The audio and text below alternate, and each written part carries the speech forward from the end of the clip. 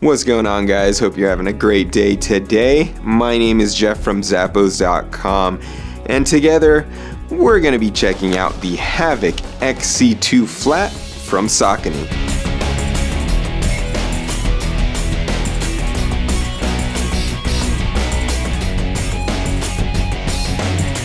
Now, this cross-country flat here is going to be great for all you neutral runners out there, and it's perfect for grass, trail, and gravel.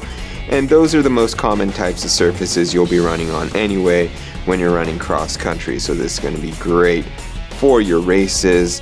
Now, the upper here is made with a bonded FLEXFILM overlay, which means you get a nice thin upper that keeps everything lightweight and flexible. You also have your laces up front for a secure fit. Now, these are going to be really easy to throw onto your feet. It's almost going to be like when you put your socks on, because if you can see, there's no separate tongue you have to mess with. You just have this nice little opening here that's very stretchy. Just slide your foot in, lace your shoes up, and you'll be good to go. You even have a nice little loop on the heel here to help out with that. Now, the midsole here is made with a SSL EVA, and that's going to be lightweight while still giving you all the support you need to get you through that race.